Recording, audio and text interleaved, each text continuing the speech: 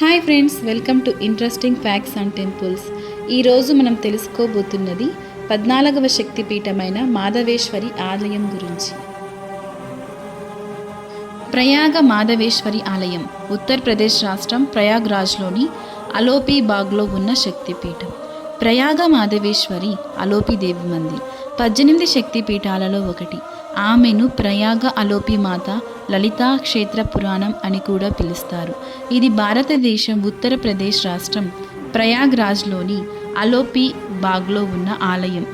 ఇది వారణాసి నుండి 130 కిలోమీటర్ల దూరంలో ఉంది. వారణాసి నుండి ప్రయాగ అలహాబాద్ లేదా ప్రయాగ అలహాబాద్ నుండి వారణాసికి ప్రయాణించడానికి చాలా బస్సులు, టాక్సీలు అందుబాటులో ఉన్నాయి. అలహాబాద్ చాలా పెద్ద రైల్వే కూడలి. ఇది అలోపి ఆలయానికి 6 కిలోమీటర్ల దూరంలో గంగా, యమున, సరస్వతి నదులు కలిసే పవిత్ర సంగమం లేదా సంగమానికి సమీపంలో ఉంది. కుంభమేళా ఈ ప్రాంతానికి సమీపంలో జరిగి ఉంది. మరాఠా యోధుడు శ్రీనాథ్ మహాజీ సిండే 1771 నుండి 1772లో ప్రయాగ్రాజ్లో ఉన్న సమయంలో కొన్ని చారిత్రక ఆధారాల ప్రకారం సంగం స్థలాన్ని అభివృద్ధి చేశాడు. తరువాత 1800లో బైజాబాయి సింధియా ప్రయాగ్రాజ్లోని సంగం ఘాట్లు, దేవాలయాలు పునరుద్ధరణ కోసం కొన్ని పనులు చేసింది. అలోపి శక్తిపీఠ స్థల పురాణం.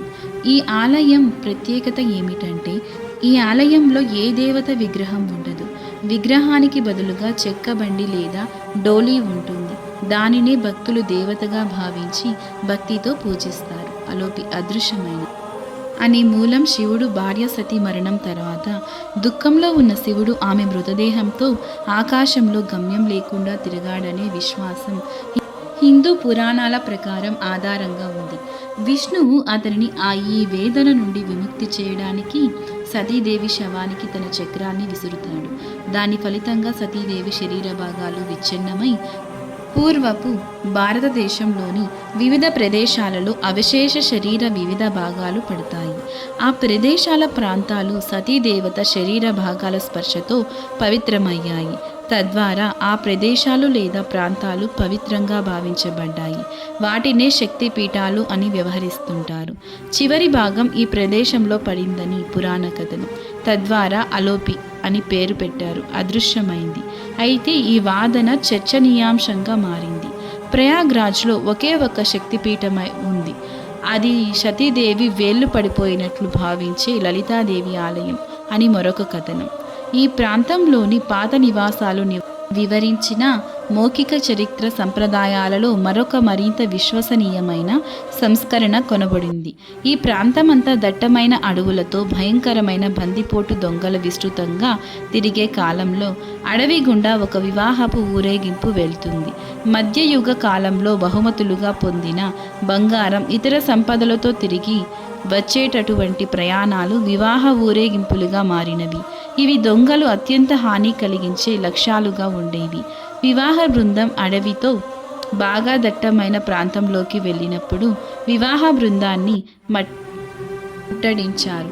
పురుషులందరినీ చంపి సంపదను దోచుకున్నారు. తర్వాత దొంగలు వధువు ఉన్న డోలి లేదా బండిని ఆశ్రయించారు. వారు ఆవాహనాన్ని సమీపించినప్పుడు లోపల ఎవరూ లేరని గుర్తించారు. వధువు అద్భుతంగా అదృష్టమైనట్లు వారు కనుగొన్నారు. ఆ విధంగా ఈ కథనం తిరిగి తిరిగి చరిత్ర లేదా పురాణ కథనంగా మారింది. ఈ సంఘటన జరిగిన ప్రదేశంలో ఒక ఆలయ నిర్మాణం జరిగింది. స్థానికులు వధువుని అలోపీదేవి లేదా కనుమరుగైన కన్యదేవత అని పూజించడం ప్రారంభించారు. ఇది ఎల్లప్పుడూ పొరుగున ఉన్న ఒక ప్రముఖ దేవాలయం అయినప్పటికీ 1990ల నుండి దాని పరిధి అనుసరణ గణనీయమైన పెరుగుదలను చూసింది. ఇది చుట్టుప్రక్కల ప్రాంతం పెద్ద స్థాయి పునర్నిర్మాణానికి దారితీసింది. పురాణ కథనం. అలోపి అంటే అదృశ్యమైన వ్యక్తి. దక్షయజ్ఞ విధ్వంసం తర్వాత సతీ దహనం జరిగింది. ఆ సందర్భంలో శివుడు మానసికంగా కలవరపడి సతీదేవి శరీరాన్ని ఎత్తుకొని గమ్యం లేకుండా తిరుగుతుంటాడు. శివుడు దృష్టిని దాని నుండి మరల్చడానికి విష్ణువు సుదర్శన చక్రాన్ని ఉపయోగించి సతీదేవి శరీర భాగాలను విచ్ఛిన్నం చేస్తాడు. సతీదేవి శరీరం భాగాలు పడిన ప్రదేశం శక్తిపీఠంగా మారింది.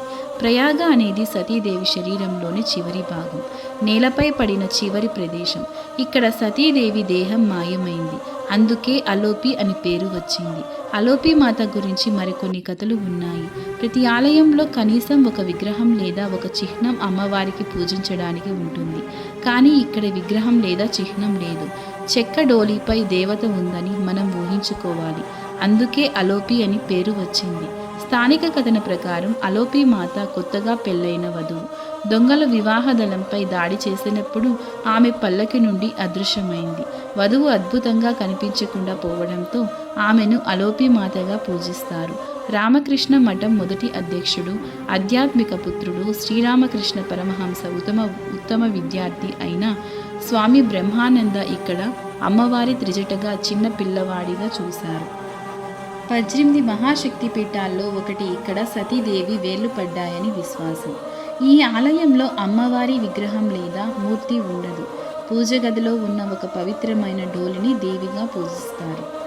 నవరాత్రి సమయంలో ఇక్కడ ప్రత్యేక పూజలు, ఉత్సవాలు ఘనంగా జరుగుతాయి. ఈ ఆలయానికి సమీపంలోని త్రివేణి సంగమం ఉంది. ఇది ఒక అద్భుతమైన మరియు చారిత్రాత్మక క్షేత్రంగా పరిగణించబడుతుంది. ఈ క్షేత్రం హిందూ సంప్రదాయంలో అత్యంత పవిత్రమైన శక్తి పీఠాలలో ఒకటిగా అలహాబాద్ యాత్రలో దర్శించవలసిన ప్రదేశం. గంగా, యమున, సరస్వతి నదుల కూడలి ప్రదేశం ప్రయాగ. ఈ నదుల సంగమాన్ని త్రివేణి సంగమం అని అంటారు. ఈ సంగమంలో స్నానం చేయటం ఎంతో పుణ్యప్రదంగా భావిస్తారు. కాశీ తీర్థయాత్ర చేసిన వారు ప్రయాగలో త్రివేణి సంగమ స్నానం తప్పక ఆచరిస్తారు. ఇక్కడ వెలసిన మాధవేశ్వరి దేవి ఆలయాన్ని దర్శిస్తారు. అలాగే ఈ యాత్ర చేసిన వారు గంగా తీర్థం ఈ త్రివేణి సంగమం నుంచి మాత్రమే ఇంటికి తీసుకువెళ్ళాలి. ప్రయాగని అలహాబాద్ అని కూడా అంటారు. పౌరాణికంగానే కాక చారిత్రకంగా కూడా పేరు చెందిన ప్రదేశం ఇది. అష్టాదశ శక్తి పీఠాల్లో ఒకటైన శ్రీ మాధవేశ్వరి దేవిని ఇక్కడి వారు అలోపి దేవిగా వ్యవహరిస్తారు. ఈ దేవిని అలోపి దేవిగా పిలవటానికి ఇక్కడ ప్రచారంలో ఉన్న కథ. ఒకప్పుడు ఇదంతా దట్టమైన అరణ్య ప్రదేశం. ఈ ప్రాంతం వారు ఆడపిల్లకి పెళ్లి చేసి డోలీలో కూర్చోబెట్టి అత్తవారింటికి పంపిస్తారు. అలా ఒక పెళ్లి కూతురిని పంపించేటప్పుడు బందిపోటు దొంగలు వారిని ఆపి దోచుకున్నారు. పెళ్ళికూతురు అమ్మవారిని ప్రార్థించగా ఆవిడ పెళ్ళికూతురిని మాయం చేసి ఆ దొంగల బారి నుండి రక్షించిందట. అప్పటి నుంచి ఆ దేవిని అలోపి దేవిగా వ్యవహరిస్తున్నారు. అలోపి అంటే మాయమవటం అని అర్థం. అప్పటి నుంచి అక్కడి వారు పెళ్లిళ్ళకి ముందు ఈ అమ్మవారిని పూజించి శుభకార్యం మొదలు పెడతారు.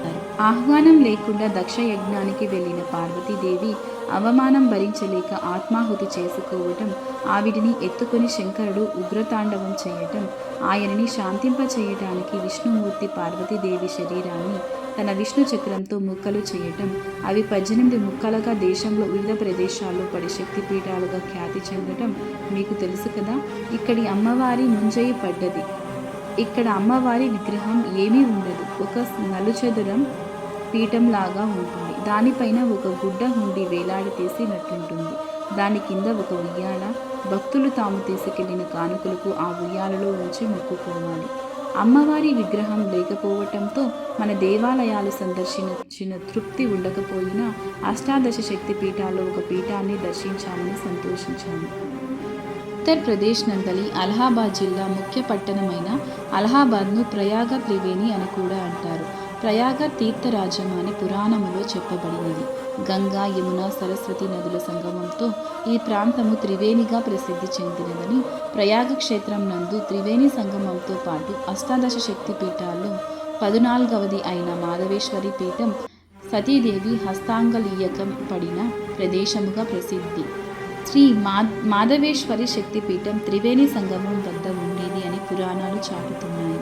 ప్రయాగ క్షేత్రమున శ్రీ మాధవేశ్వరి అనే నామంతో శక్తిపీఠం లేదు. క్షేత్రంలోని అలోపి దేవిని శ్రీ మాధవేశ్వరి దేవిగా భక్తులు కొలుస్తారు. శ్రీ అలోపి దేవి విగ్రహ హరితమైన మరియు గుప్తగాను మందిరంలో ఉంటుంది.